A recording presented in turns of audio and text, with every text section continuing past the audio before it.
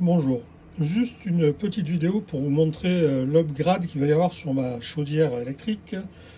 En effet, j'ai besoin d'avoir un système de détection de niveau d'eau pour éviter que la résistance se retrouve non immergée et se détruise rapidement.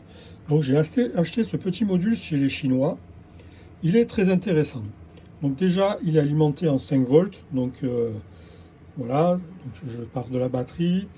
Je passe par le récepteur et je viens l'alimenter. Ensuite, donc j'ai rajouté des petites LED en volant pour l'instant pour faire l'essai. Ce module de détection de niveau pilote un relais. Donc ça veut dire que moi j'ai piloté des LED, mais on pourrait tout aussi bien piloter une pompe. Parce qu'en plus, moi je n'utilise que 2 contacts. Donc ils vont me servir pour le niveau. Donc quand j'aurai un niveau bas, les LED vont s'allumer.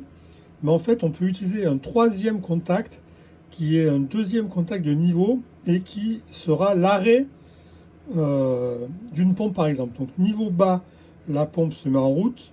Niveau haut, la pompe s'arrête. Bon, donc moi, je n'utiliserai que 2 contacts.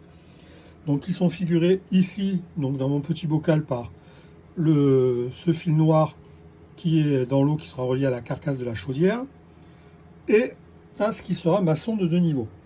Donc ma sonde de niveau, c'est juste une petite tige en inox qui traverse le bouchon en étant isolée par du téflon. Donc voilà ce qui va se passer. Donc là, on n'a rien parce que la sonde n'est pas immergée. La sonde est immergée, donc ça veut dire que le niveau d'eau dans la chaudière est correct et les LED s'allument. Et si le niveau baisse, ce qui correspond pour moi à sortir la sonde de l'eau, la lumière s'éteint. Je suis dans l'eau, j'ai contact. Je suis hors de l'eau, ça s'éteint.